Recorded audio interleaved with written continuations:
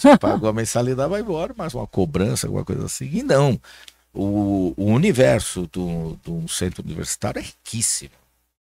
Ele é muito amplo. Foi o que me encantou. Por isso que eu digo que foi muito importante na minha vida profissional e pessoal também, né? Pelo fato de eu ter descoberto muitas coisas que eu jamais imaginava que poderiam ser, né? E aí, então, eu comecei então como advogado, depois fui me aprofundando mais, fui vendo mais necessidade, virei gerente jurídico, virei diretor jurídico, virei diretor administrativo e depois eu virei vice-presidente, que é o que eu sou até hoje.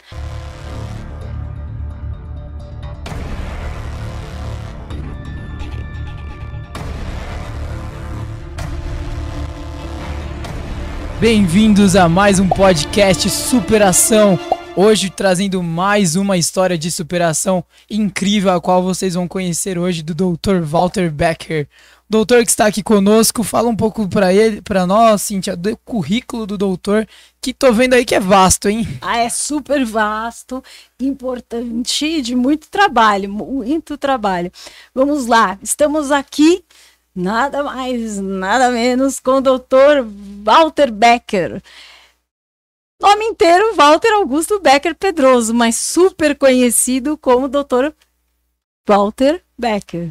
Advogado, iniciou sua carreira em departamento jurídico de empresa multinacional em 85. Advogado de formação empresarial, fundou seu próprio escritório de consultoria jurídica empresarial em 91.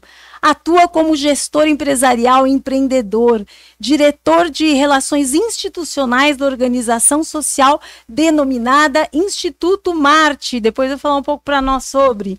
Vice-presidente do Centro Universitário Católico Uni-Ítalo. O pessoal chama de Uni-Ítalo, né? Sim.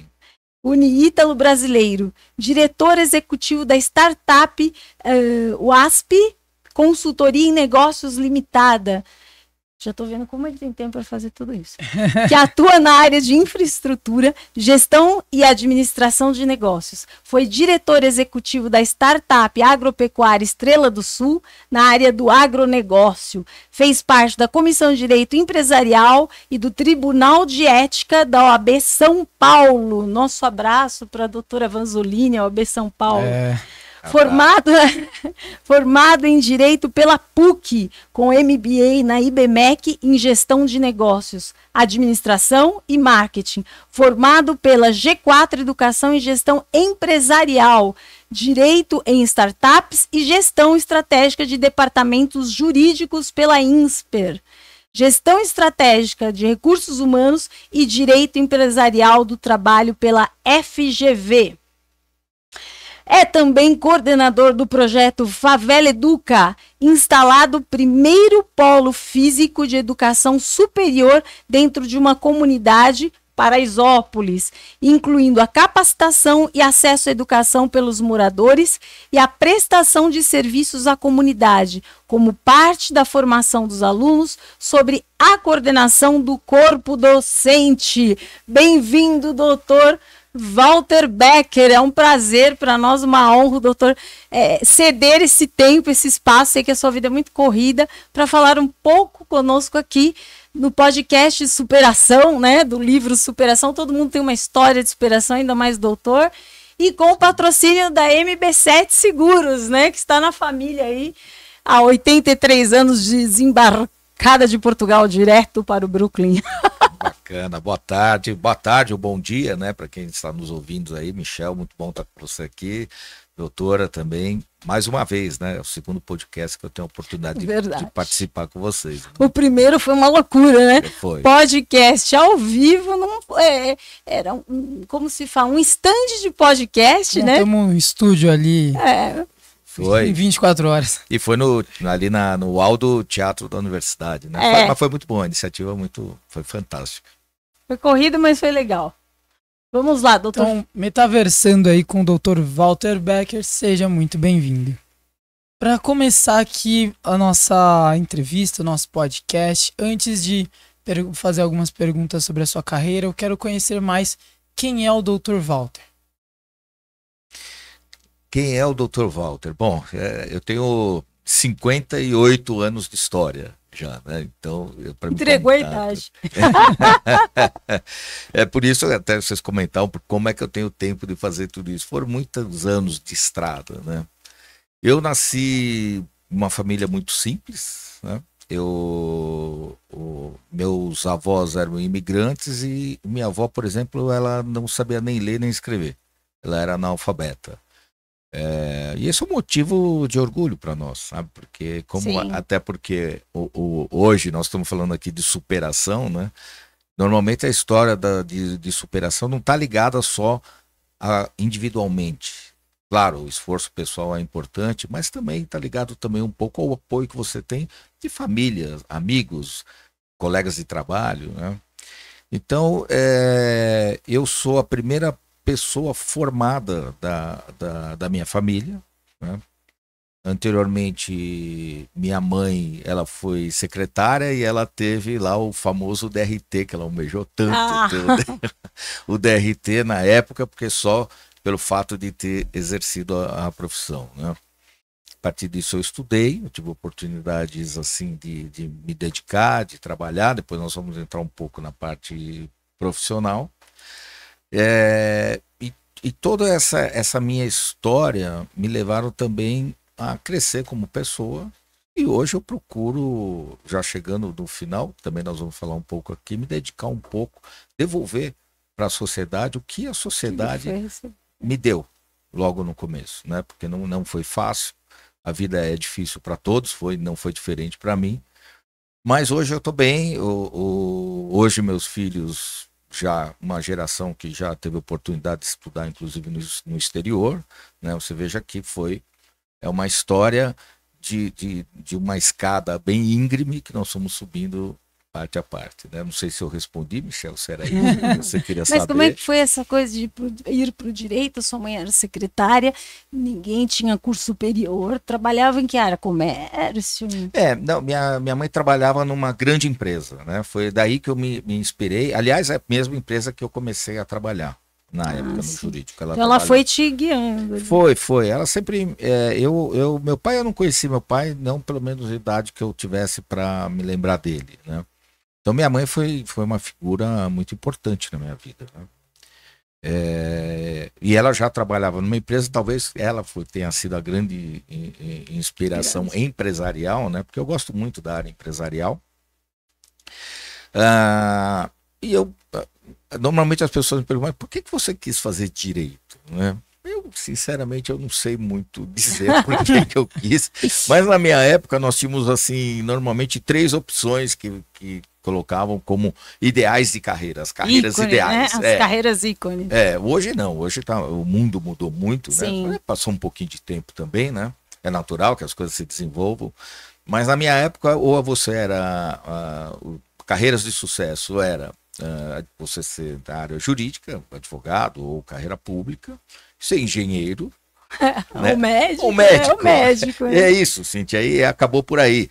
Na verdade, as pessoas achavam que isso eram, pelo menos naquela época ainda que sequer se falava de algo digital, né? Nós éramos analógicos na época, Sim. né? Na era analógica, esse trabalho, porque veja como o mundo se transforma, né? Eu citei 3 profissões aqui que dependem muito do serviço prestado, né? Mas claro que a tecnologia hoje permeia tudo, nossa vida, mas na época dependia muito de você, dependia muito da capacitação humana. Muitos né? livros. Exatamente. Hoje uma inteligência artificial, né? Exato, não tinha. Não tinha a biblioteca virtual, você tinha que comprar o livro. Tinha que comprar Foi o livro. difícil pagar tudo? Foi, eu me lembro, uma das grandes superações que eu tive para mim na minha época que eu estava estudando foi conseguir formar a coleção de Pontes de Miranda, né? Comentários ao Código Civil na época. Ele tinha 17 volumes, eu fui comprando volumes por volumes no sebo. Não é que eu tinha dinheiro. Não era novo. Não, eu comprei no sebo, mas aquilo era para mim ideal. Para mim, eu gostava muito na época de processo civil, estudei muito processo civil. Então eu fui lá atrás dos livros. Não tínhamos essa. Eu me lembro, na época que eu comecei, nós tínhamos o CPD. Nós fazíamos no terminal de ninguém tinha notebook, não tinha nada disso. Nós tínhamos terminais de computador, aquele cabeção gigante. Sim. Assim, né? E a datilografia também era bem. E a datilografia, eu fiz curso de datilografia, A, F, Z, S, G. Minha geração já nasceu Não, e a sabendo. professora sabendo. ficava olhando, se você Claro. estava olhando pro... Você tinha que fazer olhando para a folha. Olhando para a folha, exatamente. Sim. Então, uma época que nós fazíamos, mandávamos imprimir isso, eu tinha que sair de um prédio e buscar no outro prédio. Nossa. As impressoras, e ainda era aquela impressora matricial, ainda era coisa, foram outros tempos. E a mãe foi apoiando, mas dando bronca, né? Foi. Ela sempre, o que eu tiro muito da minha mãe é que, e por isso que eu tô hoje até talvez na área educacional também, né? A vida vai se compondo, né? É que ela sempre, a principal exigência que ela fez para mim é que eu estudasse. Ela sempre fez muita questão que eu sempre estudasse. E meus puxões de orelhas não foram poucos, mas sempre está ligado a eu me dedicar a estudos, né? Ela se desdobrou, inclusive, para colocar num bom colégio, para que eu pudesse ter uma capacitação melhor, né? Mas eu, assim, a partir de 18... tem um detalhe, né? Eu também servi o exército. Serviu. Não foi dispensado, teve que servir. Porque assim, aquela coisa, né? Como eu falei, a família era muito humilde, né? E assim, quem era humilde normalmente estava fadado a servir o exército, ainda mais numa época um pouco conturbada do país, né? Eu servi em 1984, ainda foi, acho que, o último ano da chamada ditadura, ainda, né? Não tínhamos eleições diretas, eu fiquei muito de plantão no quartel por conta das manifestações das diretas já. Caramba. Eu puxei, eu tenho gravado até hoje, foram 111 dias de serviços puxados. Nossa. Servi mais de um ano, né? Mas eu fiquei lá de prontidão, esperando algo que pudesse acontecer, e de fato aconteceu, e acho que aconteceu bom. E a faculdade foi junto com o exército? Eu logo após que eu saí do exército, né? Eu me achava assim, é comum que a gente duvide da nossa capacidade, né? Mas muita gente que serve o exército vai para o direito, né? Pois eu acho que talvez isso, Cíntia, foi também uma grande inspiração, né, para mim. Eu pensava, quando eu saí do exército, ainda eu pensava assim, puxa, será que eu vou seguir uma carreira policial? Porque era natural. Sim, amigos meus que serviram junto comigo, eles foram para esse caminho ou a carreira, né? Policial, ou do próprio exército, militar. Só que aí eu já vou entrar, né? Como é que eu cheguei, né? Só que acontece o seguinte, a minha família não tinha dinheiro para pagar, na época, primeiro, que tinham pouquíssimas faculdades, né? Não era como hoje. Sim. Eu me lembro bem que na época, eu mesmo prestei vestibular para 4 faculdades que disponíveis para a direito, que era a USP, a PUC, o Mackenzie e o FMU. São essas que tinham na época, pelo menos em São Paulo, fora aí tinha que ir para outro lugar. Sim, eram essas. Mas era isso que a gente tinha disponível. Era dificílimo entrar na faculdade, né? Logo que eu saí do exército, falei, poxa, acho que eu não tenho... Preciso estudar. Voltar a estudar, né? Porque eu fiquei um ano lá carregando fuzil nas costas, capacete, aquelas coisas de militar, que foi bom, não estou dizendo que foi ruim, foi bom, como crescimento pessoal, foi bom. Então aí eu já entrando um pouco, né? Como é que foi aí?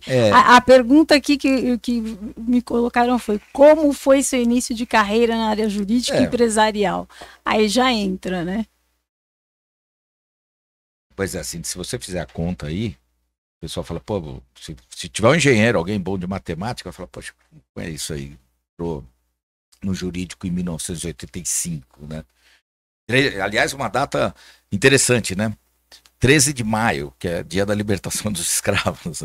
Eu acabei entrando no jurídico. Mas foi assim, como eu falei para vocês, minha mãe trabalhava numa empresa muito grande na época. E eu tinha uma necessidade de fazer cursinho, nós não tínhamos dinheiro, eu também já me achava grande demais para depender de dinheiro da minha mãe, que é secretária, enfim. E aí eu comecei a procurar um emprego, muito difícil, né? Porque sair do exército também. E aí eu vi, por um acaso, nessa empresa, mais um outro departamento, num outro local, uma vaga como office boy num departamento jurídico. Office boy, né? Office boy. Não tem extinto, mais, né? não. Office boy Exatamente, é extinto, né? Você vê que eu vou entregando bem as idades. E eu fui lá fazer uma entrevista, me candidatei na empresa, e aí tinha um marmanjo de 19 anos, tinha saído do exército, e uma molecada de 15 anos, que na época era a idade que se procurava empresa como office boy. Verdade. E eu falei, não vou passar aqui nunca, né? Eu sou velho, já estou velho para essas coisas, né? Foi na entrevista, e aí foi talvez uma forma que eu me coloquei que começou a mudar a minha vida, né? Você tem pontos, momentos da sua vida que realmente todos nós temos, né? São decisões que você toma uma decisão, é uma palavra bem colocada, isso muda muito, né? A história do mundo é assim, né?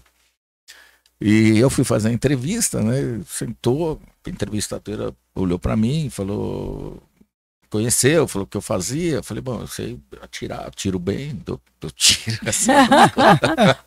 Sem marchar, sem montar barraca, sei dirigir, porque eu fui motorista também, sei dirigir caminhão. Mas queria disciplina, que é o que o chefe também gosta, né?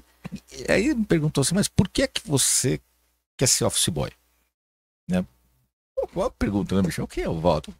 Essas perguntas, por que você quer ser office boy? Eu falei para ela, não, mas eu não quero ser office boy. Na verdade, eu quero ser advogado. Ela olhou, parou a entrevista, me aguarda um pouquinho. Ela saiu da sala, né, entrevistadora, eu falei, nossa, agora eu tô lascado. Agora eu vou ser expulso daqui, porque acho que tinha sido até indelicado. E voltou já um senhor na época, né? Que aliás foi meu grande chefe, uma pessoa que eu aprendi muito, com nome gigantesco também, Carlos Eduardo Monte Alegre Toro, lembra, né? Ele voltou e falou, então, quer dizer que você está aqui, se candidatou para uma vaga de office boy, e você não quer ser office boy? Eu falei, acho que eu tô confuso, né? Um pouco confuso. Eu acho que foi...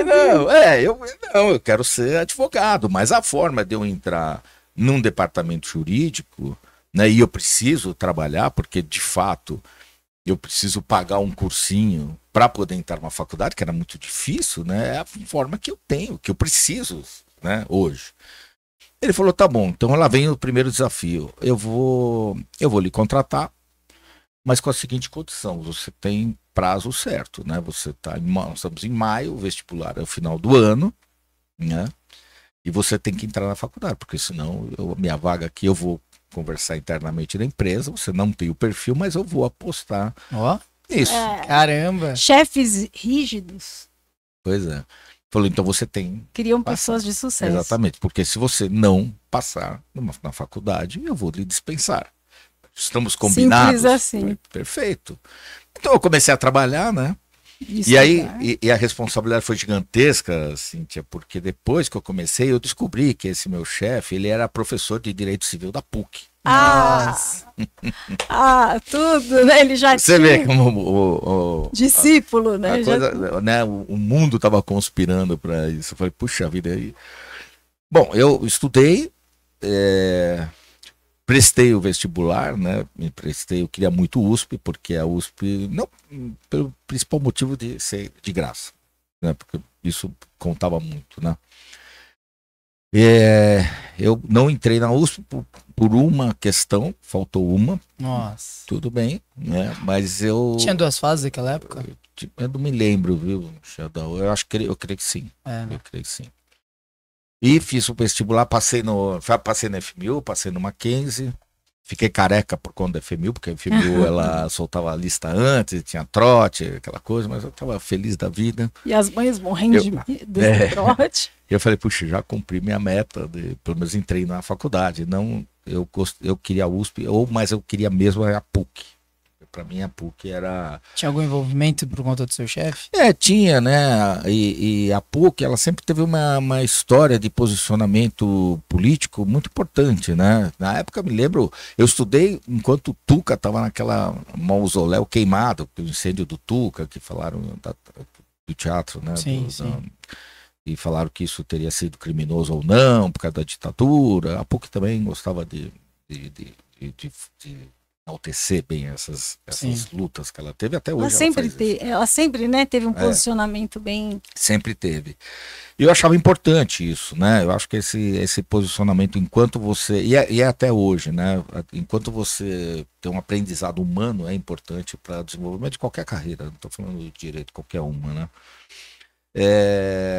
E aí saiu o resultado do vestibular da PUC.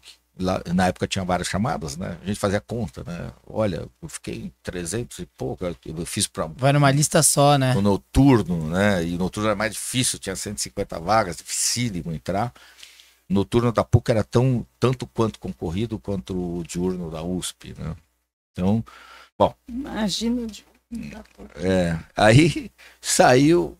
E logo depois falou, olha, eu fiquei em 300 e pouco, né? Eu falei, vixe, Maria, acho que eu fiz conta, falou, se for até a quarta, quinta chamada, talvez eu consiga, né? E aí saiu no jornal, olha, me lembro até hoje, coisa marcante, né? Falou, olha, houve um erro de leitura. Na época a gente tinha um cartãozinho que a gente furava o cartão. Você pegou também? Peguei. A gente furava o cartãozinho, né? Pra quê? O gabarito? Pra você entregar, porque a leitura do vestibular eles enfiavam numa máquina lá na época, e saía, era a forma automatizada de fazer a correção. Super né? moda, nossa, era você furava mesmo. Inclusive tinha as canetinhas com a pontinha de ferro para você fazer isso. Que legal. Incrível, né? E saiu uma notícia, olha, vestibular da PUC houve incorreção na correção do vestibular, né? Por conta de algum defeito lá técnico que teve. Aí eu entrei em depressão quase. Falei, meu Deus. Nossa. Então quer dizer que vão corrigir, agora eu tô lascado, agora eu vou... Eu sempre achava que a gente foi muito mal, né? Final de Copa, hein? Foi uma final de Copa, assim. Aí saiu um novo resultado, né? E aí, ao contrário, né? Eu era da leva que tinha sido prejudicado com a correção, isso me ajudou, e aí eu subi lá já entrei logo na primeira chamada da PUC. Então isso foi muito bom, muito esse marcante. momento, coloca palmas aí, Camille, porque merece palmas para sair da gravação. Esse foi um grande, mas você parece, eu lembrei de Copa, né? Quando o Brasil tá assim, falta um gol, vamos, você ficou ali, né? E aí, Cíntia, como você mencionou, né, o primeiro desafio que eu tive, né, do meu chefe, que na verdade era um grande líder, né? Foi isso, foi ele que me colocou, falou, meu cara, ou você passa ou você não vai ficar com o seu emprego. Então, e ali era muito difícil, né? Eu não poderia perder, entre aspas, mais um ano. E eu falei, meu Deus, o que eu vou fazer da minha vida, né? Eu tinha uma necessidade gigantesca de seguir, né? Porque eu não tinha... Aquele momento que o jovem fica perdido, né? E fala, e agora? E aí, bom, logo depois que eu passei, então, na faculdade... Espera aí, só lembrando, esse seu chefe, ele era professor na PUC. Isso. E aí vem a pergunta, como chegou à área educacional? Ele teve a ver com isso, né? Teve, né? Eu estudei quando eu terminei na PUC, naquela época... Era um pouco diferente, né? Ele era seu professor? Ele era meu professor de Direito Civil. E aí outra responsabilidade, né? Eu tinha que ir bem sempre em Direito Civil. Né? E a matéria mais extensa da faculdade. Exatamente. Não valia só o 10, valia emprego. Exatamente, 5 anos. Aí isso colocou bem. A faculdade inteira, Direito Civil. Ele tinha que dar um exemplo ali, a faculdade inteirinha. Não era uma matéria, né, que tinha lá 6 meses. E aí logo que eu terminei a faculdade, a PUC admitia na época que existissem professores assistentes. Eu fui então assistente da cadeira de Direito Civil depois, quando continuar trabalhando com ele na empresa, por 2 anos. Mas aí eu não... eu não gostei muito de ser professor. Não gostou? Não, pelo seguinte, não por esse cunho empresarial? Polêmica, já põe aí no polêmica. Olha, veja bem, não é que eu não gostei, vou até reformular. Eu achei que a carreira do professor, ela demanda muita dedicação. Sim, muito. Eu costumo dizer que é uma missão, não é uma profissão. Exatamente. Então, ela demanda muita dedicação. E eu, como naquela época, né, e mais, né, eu me formei em 1990, E vocês devem se lembrar também aquela enxurrada de planos que teve planos econômicos no Brasil, né? Sim. Teve vários, que eu me lembro, Bresser, Sarney, O que mais Collor 1, pegou foi o Collor Collor. 2. Não, teve pessoa que cometeu suicídio. Foi uma coisa Foi. muito Sim. séria. Sim, Foi muito sério. Sim. Então foi uma época muito conturbada, né? De muito trabalho. Então eu não conseguia me dedicar, pelo menos na minha cabeça, o necessário para a área acadêmica. Né? E na época também se exigia que fosse feito mestrado, e eu falei, poxa, eu estou sem tempo, eu preciso trabalhar, porque é a condição que a vida apresenta, né, gente? Eu tinha uma necessidade de trabalhar e ter renda para também ajudar em casa. Eu ainda sou da geração que ajudava em casa, né? Os filhos tinham quase por Sim. uma obrigação na época Nossa, ajudar minha os mãe pais. até o último dia dela, Sim. eu tomei conta dela, eu ajudei.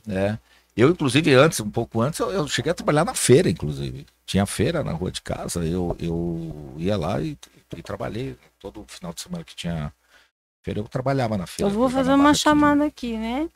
De feirante a Pode ser. vice-presidente. Pois é, isso foi mas eu Digamos poderia assim, dizer que né? bem na verdade, Do office boy a vice-presidente. E já teve gente que me colocou isso, né, na minha seção eu fui seguindo, né? Eu de fato comecei na época o plano mais baixo dentro de uma empresa e consegui chegar até hoje o que falam de C-level, né? Sim. Eu consegui chegar a isso e já fui também, poder dizer, CEO de algumas iniciativas que eu participei aí durante minha carreira, né? E, gente, eu não sei se vocês vão... E como é que... Mas assim, eu tô assim ansiosa para saber como chegou a Uniítalo na sua vida, né? Como é que foi? Porque põe até a foto aí, produção da Uniítalo, para que ele possa começar a falar, porque ela é emocionante, né? Maravilhoso. Olha lá o pavão. A história. Quando ele resolve sobrevoar, eu fico um pouquinho receosa. É linda a entrada da faculdade. Eu tive várias. Você até leu, Cintia, eu participei de algumas empresas, alguns empreendimentos, né? Mas eu acho que eu entrar para o centro universitário, hoje católico ítalo brasileiro, ou Uniítalo, como na época que eu entrei, o pessoal se referia, é um dos pontos mais importantes para mim, seja do aspecto profissional, seja do aspecto pessoal. E como é que eu cheguei na Ítalo, né? Eu já trabalhava com empresas, enfim, fui advogado, eu advoguei intensamente, inclusive no contencioso. Isso me deu uma formação gigantesca. Sim. Né? O contencioso, porque o contencioso você toda a experiência. acaba por lidar com todas as adversidades, situações que geraram conflito. Que geraram conflito, né? E mais, né? Você tem aí você coloca uma outra pessoa, né? Não só a parte contrária, vamos dizer assim, mas aí tem um juiz, né, para dizer se você está certo ou errado. Né? Além de todo tem o trabalho. Terceiro, né, dando palpite na relação, né? Então, dando palpite na relação. Então não é fácil. Contencioso é uma escola muito grande, né? Mas enfim. Mas na época eu praticava a vela. Eu velejava muito, né? Na época eu gostava que lindo. muito. E participei de vários campeonatos, ganhei campeonato paulista. Eu gostava Nossa, nunca velejei. Também não. Nem sei como funciona. E velejar, depois quando eu fui para o Oceano, que aí começa a se confundir a história da Ítalo, no Oceano eu acho que a maior escola de gestão empresarial seria a vela, porque você forma uma tripulação, né? Você tem o comandante da embarcação e você tem cada pessoa responsável por sem o qual o veleiro, mais propriamente dito, ele não segue, ainda mais regata, né? Você não ganha regata sozinho. Você ganha. Cada um tem que cumprir como um relógio, né? Cada um tem que cumprir no mesmo tempo, sincronizado. Você tá falando daquele barco à vela, então. Barco à vela. De filme, assim. Eu achei que vela, aqueles veleiro que é na represa, que tem a velhinha. Não, também. Não é aquele com prancha, não. Não é aquele depois com eu mando prancha. até a imagem do barco. O Barco com a tinha vela um tripulação, Capitão Gancho. pra você ter uma ideia, o meu barco chamava Canibal, né? Caramba. Mas veio assim, não foi eu que batizei ele. Veio assim, e na boa tradição náutica a gente não muda o nome de embarcação. porque, Adota, né? em tese, é dada azar, né? Mas eu numa dessas velejadas, um amigo meu falou assim, olha, tem um pessoal que fez um curso na represa e vai velejar no oceano, mas o pessoal não conhece Oceano. muito, você não quer ir para reforçar a tripulação? Eu falei, eu posso ir, vai. Eu gostava tanto, né? E aí eu fui. E dentro desse barco, né? Nós estávamos em regata. Dentro desse barco tinham 2 pessoas lá dentro. Começamos a conversar. E eu falei assim, eu velejo no Canibal, como eu falei pra você. Já assustava o falou assim, o adversário, o nome já assustava o já adversário. assustava. A gente tinha uma máscara na frente, assim. E aí a pessoa falou assim pra mim, poxa, Canibal, conheço uma pessoa que veleja no Canibal. Aí virou pro outro, que é um pouquinho mais velho. Não é o Gui? Eu falei, não, o Gui é meu filho. Exatamente, ele veleja comigo também. Poxa, bom, essas 2 pessoas eram os mantenedores da Ítalo.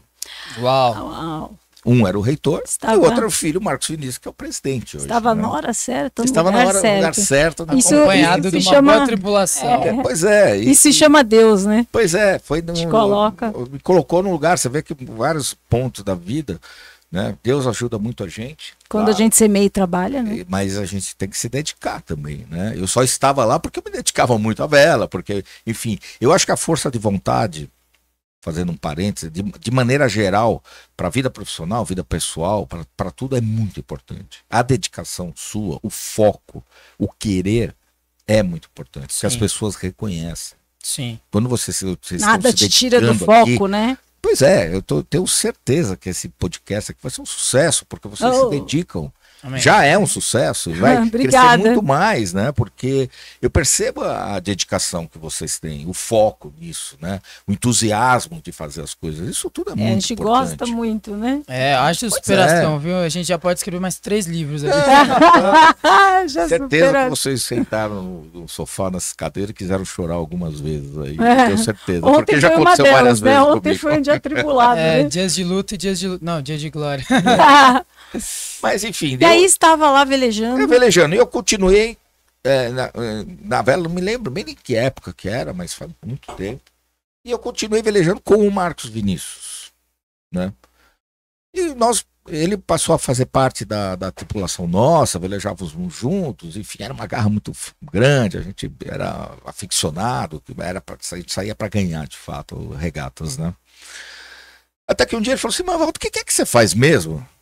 Eu falei, Marcos, nós estamos aqui tanto tempo, a gente conversando. E eis que não tem Eu reconhecido. trabalho, eu sou advogado, eu já falei para você, eu sou advogado, trabalho com empresas. Falei, pô, então, Walter, eu quero que você me ajude.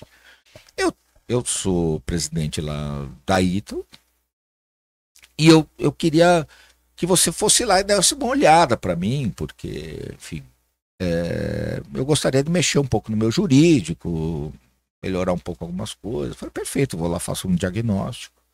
E foi aí que eu comecei, em meados de 2013, 2014. Eu fui lá, então, só como um advogado, para olhar o que tinha. E a partir daí, eu achei, poxa, como era fácil, né? Trabalhar na faculdade não tem problema. Na faculdade tem aluno, Como fala os jovens, só que paga a não, né? mensalidade, né, gente? Pagou a mensalidade, vai embora, mas uma cobrança, alguma coisa assim. E não. O universo do centro universitário é riquíssimo. Ele é muito amplo. Foi o que me encantou. Por isso que eu digo que foi muito importante na minha vida profissional e pessoal também, né? Pelo fato de eu ter descoberto muitas coisas que eu jamais imaginava que poderiam ser, né? E aí, então, eu comecei então como advogado, depois fui me aprofundando mais, fui vendo mais necessidade, virei gerente jurídico, virei diretor jurídico, virei diretor administrativo e depois eu virei vice-presidente, que é o que eu sou até hoje. Mas olha só, Você que ficou assim um pouco, você professor, não dá tempo, preciso trabalhar, e professor tem que se dedicar mais, etc. Olha como é a vida, né? Como a gente se empenha. Acabou sendo vice-presidente de uma universidade inteira. Então ele é o professor dos professores. Olha como que, né, te colocou numa missão, né? Foi uma missão mesmo. Porque, além da parte acadêmica, né, nós temos toda uma parte de negócios e de sustentabilidade das instituições. E mais recentemente, né, há pouco tempo, aconteceu algo terrível no mundo, que foi a pandemia. Né? Sim, foi um desafio. Né? Um desafio. E você imagine que, de uma hora para outra, as portas da universidade fecharam, todas fecharam. Como é que foi para você, assim? Porque eu sei que quem está... na parte empresarial, professor, todos estão acostumados a ver movimento dos alunos, geralmente jovens, e mesmo quando tem mais idade, aluno é aluno, né? Sim. Então tem aquela energia boa e você vê a universidade vazia. E uma universidade gigantesca, né? Só pelas imagens você vê tudo. Imagine isso vazio. Sem ninguém, né? Gigantesca e bonita, né? Bem cuidada. São 18 mil metros lá, tanto de terreno como de construção. Então os pavões sentindo falta dos alunos e tal, né? Sim. Eram depressivos. Depressivos os pavões. De repente foi isso, né? Fechou tudo, nós ficamos quase 2 anos fechados.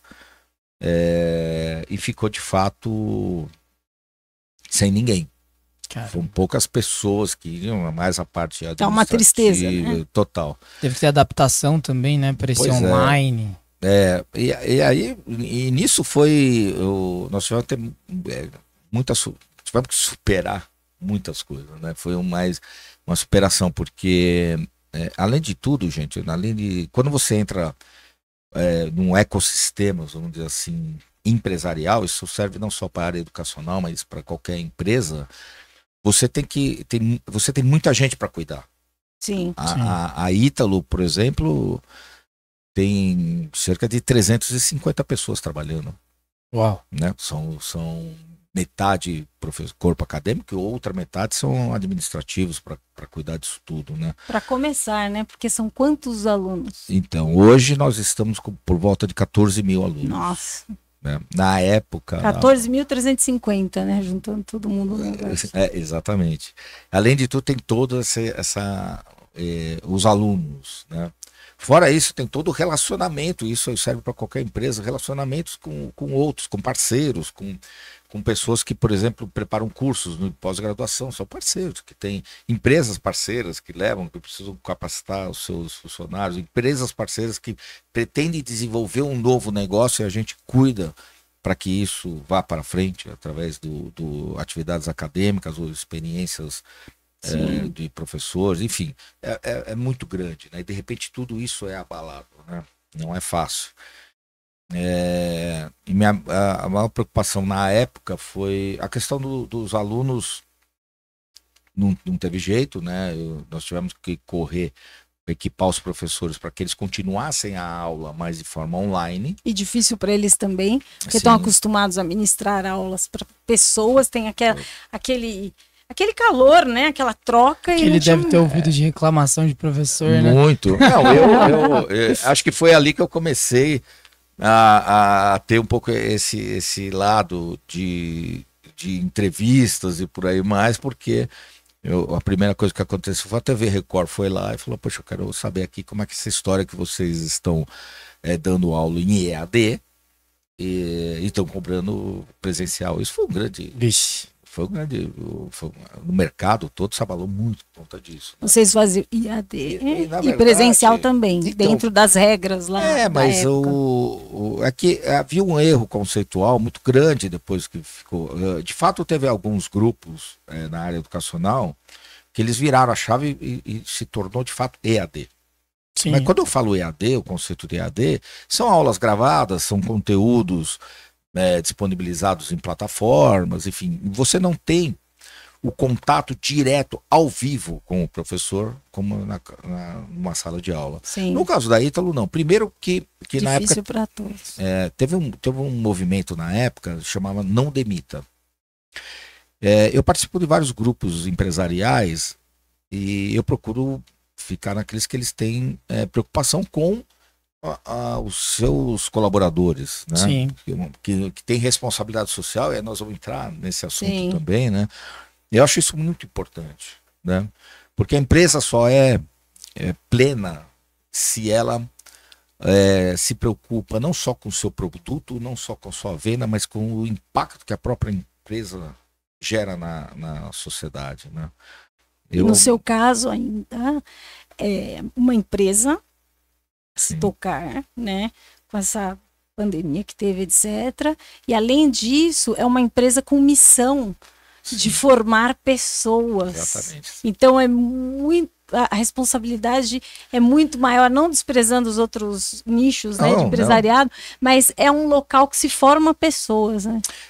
Porque, na verdade, sim, hoje nós temos 14 mil alunos, né? São 14 mil sonhos. Uau, é verdade. Uau. São sonhos, a gente mexe com sonhos, estruturas ali familiares. Exatamente. Assim como eu, e isso me toca muito na Ítalo também, existem muitas pessoas, algumas formaturas eu participo, né? Existem muitas pessoas que ela é a primeira pessoa formada na família, ainda nos dias de hoje. Sim. No século XXI ainda existe isso no país. Né? E Realmente é um acontecimento para a família. E às vezes até tem-se o valor da faculdade ali, Sim, cada um suado ali. Eles vão vestidos com roupas, as melhores de roupas. Gala, de gala, exatamente. Porque é um acontecimento importante. Então, nós estamos lidando com sonhos aqui, né? Então, é muito importante, né? O impacto, a responsabilidade é muito grande, né? E na época da pandemia, teve um grupo empresarial que lançou um programa Não Demita. Não demita. Para evitar a demissão das pessoas, porque elas dependiam, né? Enfim. Sim. E nós fizemos adesão, né? O detalhe da mantenedora da Ítalo, que elas sempre tiveram muito essa preocupação, né? E eu sempre tive apoio incondicional para esse tipo de iniciativa, né? Muito Às vezes importante. não é de mim, a iniciativa sempre vem da própria Ítalo, né? Nós somos um conjunto, uma gestão Sim. né, compartilhada, né? Nós compartilhamos nossas ideias. Ninguém pensa seguimos. sozinho, né? Então nós entramos nesse programa Não Demite, nós não demitimos nenhum professor por conta da pandemia, nenhum funcionário, nada. Os que saíram foram porque tiveram momentos da vida que precisavam sair, mas por conta da pandemia, não. A gente começou a perceber que isso dava um impacto, inclusive para os alunos, porque o aluno ele continuava tendo a aula com o professor, mas de forma online, né? Diferente de outras faculdades, que eles tiraram o professor, demitiram o professor e colocaram conteúdo de plataforma, PDF, vídeos e por aí vai. Ou fizeram diferente, colocaram um professor que dava aula para uma sala de aula, passou então uma sala de aula de 50 pessoas, passou a dar aula para 3 mil alunos. Nossa. Né? Então isso deu um impacto muito grande. Perde a qualidade. Pois então são aqueles momentos de decisão, né, que a gente tem que ter. A gente poderia pensar na questão financeira, era importante na época, claro, era, mas nós pensamos nas pessoas, em mantê-las trabalhando, que são os professores, nossos funcionários, e isso repercutiu muito bom, porque nós perdemos muito poucos alunos, né? Os alunos entenderam, e eu fui à TV Record, na entrevista eles falaram qual era o segredo. Aí eles vieram para questionar. Primeiro vieram questionar. Porque o nosso legislativo até não estava pronto para isso, né? Não estava. Do mundo. Tem jeito. Nosso não, o legislativo do mundo, né? Teve alguns países mais desenvolvidos do que o Brasil para passar esse tipo de situação, mas ninguém estava esperando esse tipo de situação. E quando aconteceu, EAD, mas cobra presencial.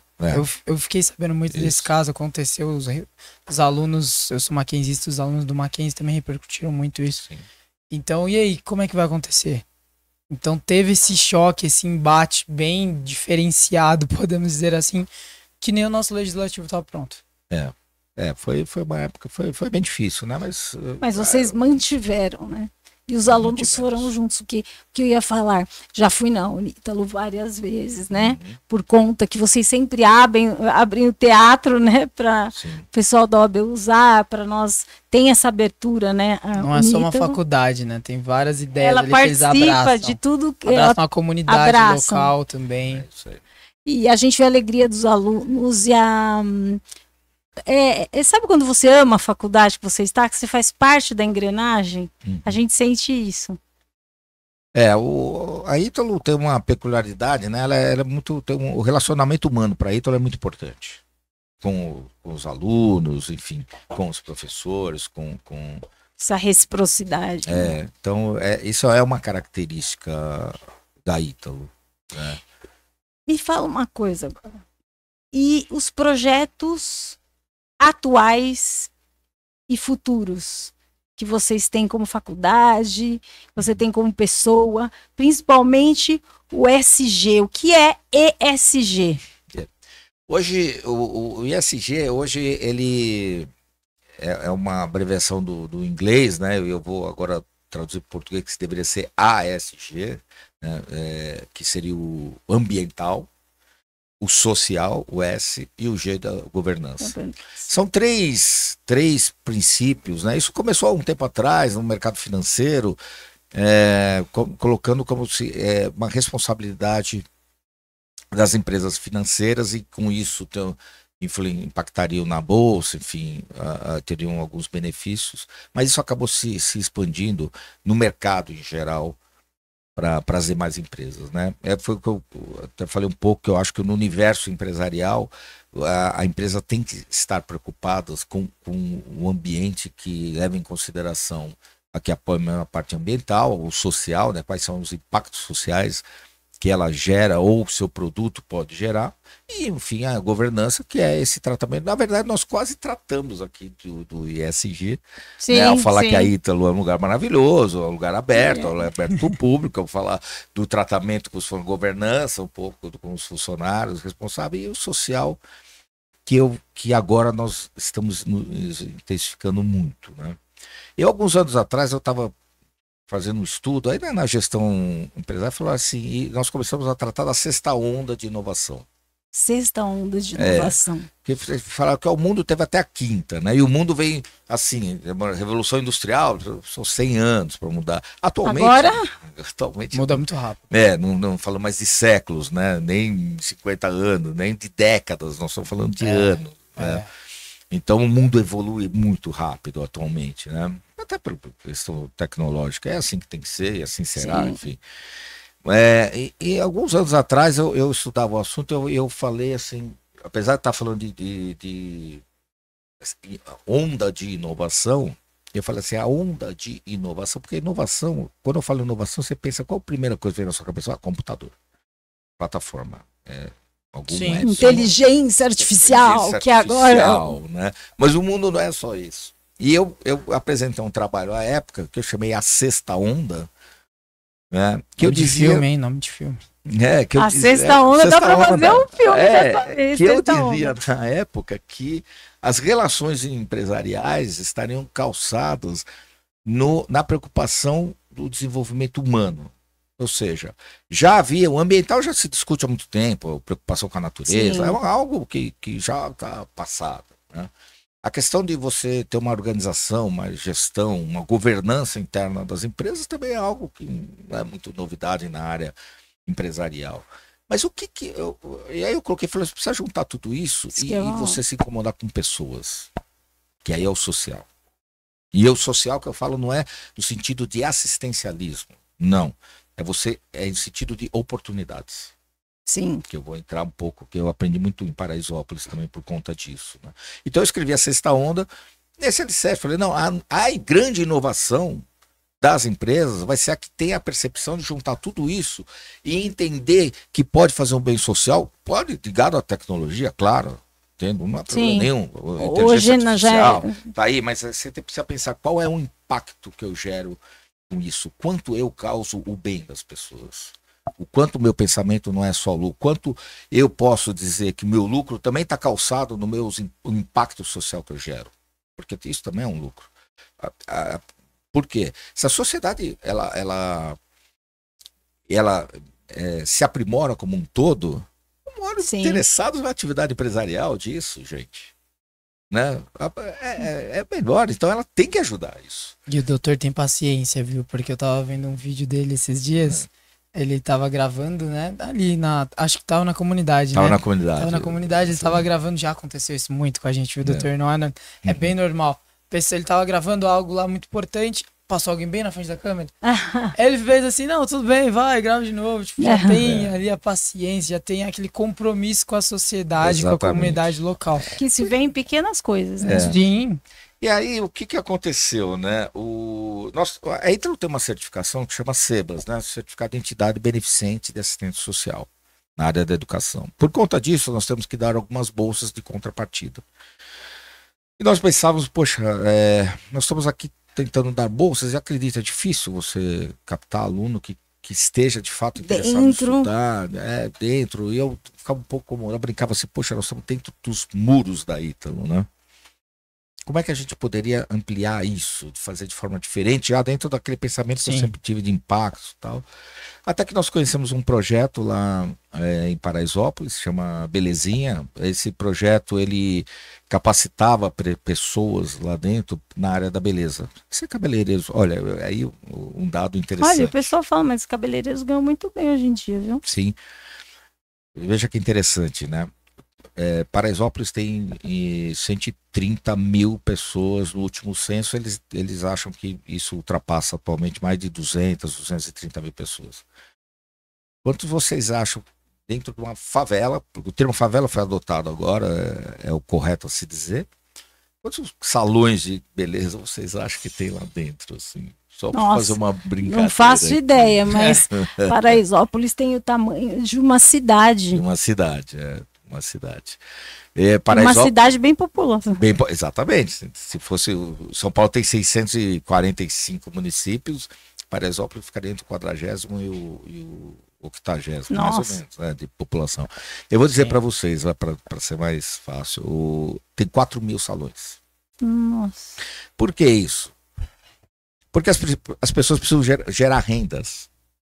É uma realidade de lá que as mulheres ficam grávidas, até, às vezes muito cedo, e precisam precisam cuidar dos seus filhos. E como elas fazem para cuidar do filho? Porque a mulher é a chefe de família, de fato, lá dentro. Uma das formas é abrir um salão de cabeleireiro, começar a trabalhar. É dentro de casa, ou na sua garagem, ou na sua entrada. É uma forma dela ficar perto da sua família e do seu filho, cuidar do seu filho e ainda ter uma geração de renda. Então isso me impressionou. Eu falei, poxa, que coisa interessantíssima, né? As pessoas querem, mas eu volto a falar, não é assistencialismo, é oportunidade. As pessoas não precisam. Claro, oportunidade. É o que falam, ensinar a pescar, né? Exatamente. Ensinar a pescar. Não deu peixe, né? Deu a volta. A partir daí eu falei, puxa, eu inicialmente, como a gente tem curso de estética, pensava só em ajudá-los, mas eu falei, pô, mas esse negócio é um pouco maior do que eu imaginava, né? E aí eu fui para o Marcos Início, professor Marcos, nós discutimos um pouco essa questão das bolsas. Falei, gente, o que vocês acham da gente de fato fazer algo de maior impacto social e bastante ousado, que seria colocar uma unidade de um centro universitário dentro de uma favela? Vai ser a primeira coisa que vai acontecer no Brasil. Sim, é o primeiro no Brasil. Nós não temos ciência nem conhecimento de outro, na época, pelo menos. Eu não estou falando de polo, de EAD. Foi uma nova experiência, né? Porque não deu para pegar a experiência de algum outro e teve que ser tudo novo, criado do zero, né? Mas olha, quando você entra nesse campo, é engraçado. Muitas vezes falam, você é louco, você tá maluco. Nossa, você, o que é isso? 75 anos de história. Foi esse ano? Foi no final de 2022. Então vocês têm Nós trabalhamos um ano e pouco. Um ano e pouco já. E aí foi além, né? Você vê como as coisas vão se transformando, né? Eu imaginava ir lá e ajudar com bolsas, mas a gente começou a perceber uma outra coisa, que eu acho que e foi uma inovação muito grande, e eu digo que pode mudar a história da educação superior no país. Uau! Pelo seguinte, eu percebi que eu tinha... A academia, ela é assim, ela é muito rica em termos de mão de obra. Eu tenho professores, né, especialistas, e eu tenho alunos querendo aprender muito. E o que o aluno precisa para se capacitar melhor? A prática. Foi o que eu tive. Lembra, gente? Eu entrei no jurídico antes de entrar na faculdade. Sim. E o que nós fizemos? Nós levamos todo esse corpo acadêmico para fazer atividade prática dentro de Paraisópolis. Tá anotando aqui. Então, o que acontece? Em 2023, nós fizemos 7.500 atendimentos de pessoas totalmente gratuito dentro da comunidade. 7.500. 7.500. Uau. O que é isso? Eu pego o pessoal da enfermagem e lá os alunos começam a praticar atividades de enfermagem e fazer exames. Então, mas assim, os alunos aprendem, desculpa te cortar, eles aprendem não só sobre enfermagem, por exemplo, né? Mas também já entender sobre o social, né? Exatamente. Que eles serão novos formadores de oportunidades para pessoas. É isso. Então a gente faz, por exemplo, exame de colesterol, sífilis, HIV, tudo gratuito para a população. Fora isso, eu tenho psicologia. Psicologia, hoje nós temos mais de 130 pessoas sendo atendidas em rotina lá dentro.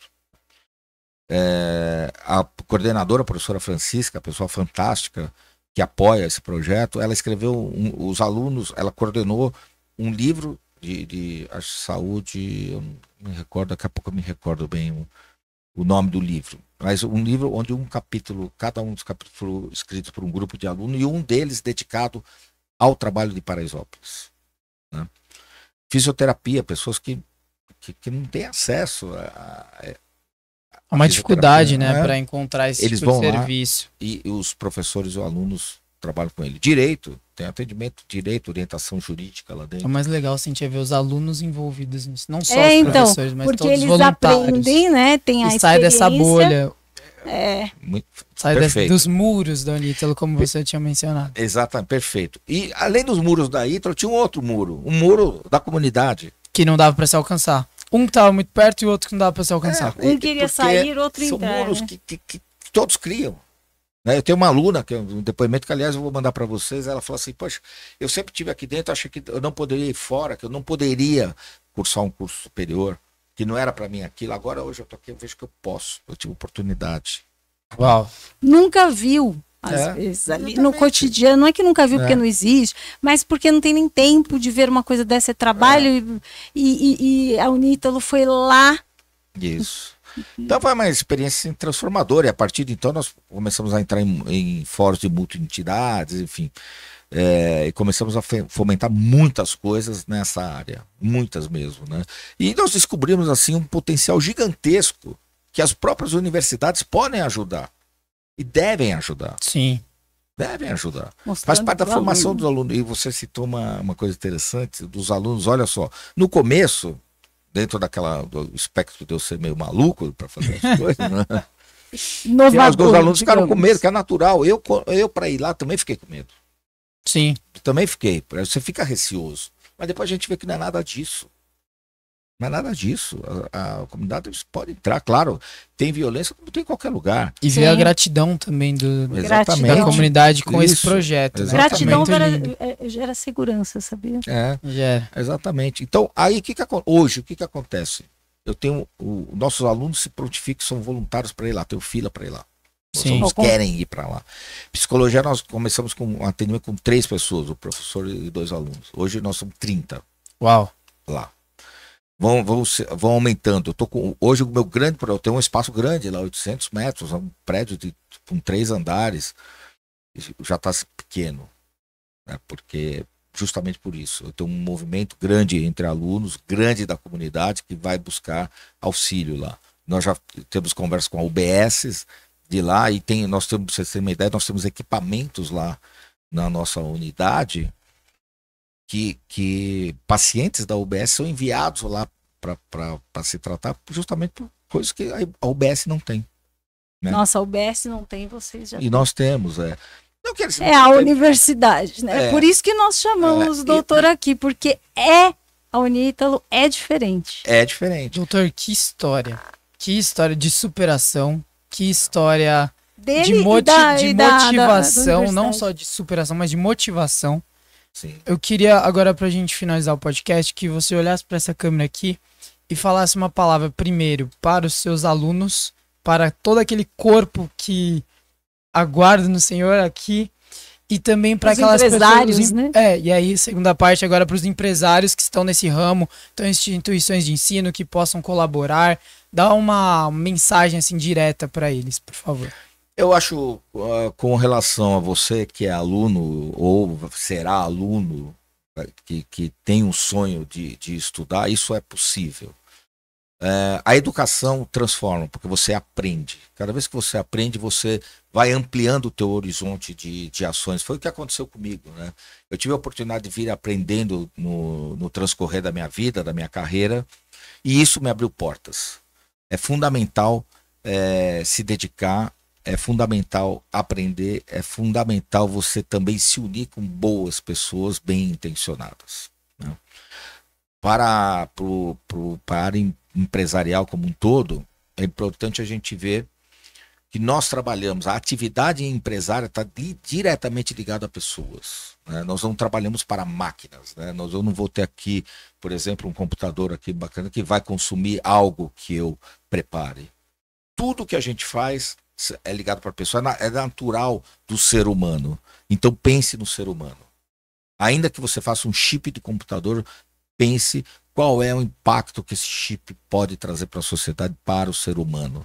Ainda que não seja direto, então que haja indiretamente. Procure boas iniciativas na sociedade para que, muitas vezes, você capacitando, às vezes, 1, 2, 3 pessoas, essas 2, 3 pessoas, ou uma comunidade inteira, vai consumir o teu chip. Entendeu? E por que vai consumir? Porque você deu condições da pessoa melhorar. Você deu condições da pessoa ter acessibilidade ao teu produto.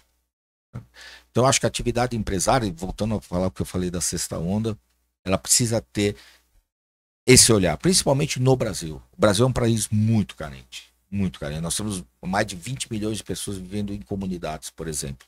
São 20 milhões de pessoas que precisam ter oportunidades. Claro, não são todas. Talvez que mereçam, não são tudo. Mas eu diria que a grande maioria sim. E talvez a minoria, que talvez não mereça, vamos fazer alguma coisa para que ela mereça. Vamos fazer alguma coisa para essa pessoa entender que ela pode ter um significado diferente na sua vida. Eu acho que isso é muito importante. Dr. Walter Beck. Camille, volta ali para nossa capa, porque eu preciso falar também aqui sobre... Tem mais uma? Não, tem uma que ele abriu espaço para nós, da OAB. Aí, o podcast com o doutor. A minha amiga Michele Barros, um abraço para ela, que o programa dela foi lançado ontem no SBT. Chega mais. Chega mais. Fazendo uma propaganda. As manhãs da SBT são com ela agora. Doutora... A nossa presidente, né, Patrícia Vanzolini, e nós lá, tendo a oportunidade de lá estar... direto da Ítalo, esse direto podcast feito, o nosso stand que a gente mencionou aqui, ficou bonito, hein, olhando aqui a foto. Ficou legal. Muito obrigada. Eu que agradeço essa oportunidade de estar passando um pouco do recado, o que é o Centro Universitário Católico Brasileiro, que é o Instituto Marte, porque ele também é o nosso braço social, uma organização social que a gente exerce esse trabalho social dentro, e também eu faço uma homenagem muito especial aqui aos nossos alunos. Realmente, nossos alunos e professores é o que estão fazendo a grande diferença. Grande diferença. Nessa. E mais, como você citou, Michel, nós estamos trabalhando a cabeça dessas pessoas para entender que um pouco de dedicação, pouco, Nossa. Ela dá um impacto muito grande na vida de uma pessoa que não tem nada. E que entende que pode ser tudo. Exatamente, um dia pode ser tudo, sabe? Então é isso, se a gente quer mudar o país, e eu falo também para o empresário, outro recado aqui, não adianta a gente ficar esmurrando o teclado. Isso não muda Isso só causa ódio, só causa descontentamento. Não, se é para fazer, vamos usar a nossa energia, seja lá o que for que você defenda, não tem problema não, isso é uma coisa... saudável, não há problema de você defender o seu ponto de vista, não é isso. Mas eu digo, é a forma que você faz isso. E não é esmurrando o teclado. O legal, Camille, volta lá na nossa imagem do Superação. Peraí, antes de voltar, gente, eu esqueci de fazer uma dedicação maravilhosa a quem nos dá todo o suporte o tempo todo, que nos incentiva, que nos deu tudo isso aqui acontece porque o Dr. Fante, né, nosso presidente do AB Santo Amaro, nos dá a oportunidade. Estamos com as doutoras aí aguardando, daqui a pouco vão entrar no podcast ao vivo, por iniciativa dele também, porque ele é o moderno. Podcast aí agora, daqui a pouco, podcast do Mês das Mulheres. Mês das Mulheres, daqui a pouquinho. Passa para outra foto agora. Agora sim, pode voltar para outra foto. A capa, para eu poder falar aqui, doutor, foi um prazer metaversar com você, sair desse universo, ir para um universo paralelo ali, onde nós furamos as bolhas, furamos ali, entendemos um pouco da social, do meio social de uma faculdade, coisa que é muito difícil de se encontrar e de se entender. Mais uma vez, muito obrigado a todos. Cíntia, muito obrigado também. Eu que agradeço, prazer estar aqui ao seu lado, você. ministrando aqui, tendo essa oportunidade do podcast. E, mais uma vez, pessoal, muito obrigado por nos assistir. Curtam, compartilham esse vídeo e se inscrevam aqui no canal para saber outras histórias diferenciadas de superação com várias autoridades, como, por exemplo, o Dr. Walter. Muito obrigado. Tchau, tchau. Muito obrigado, gente. Tchau, tchau. Sucesso a todos. Sucesso. Pronto.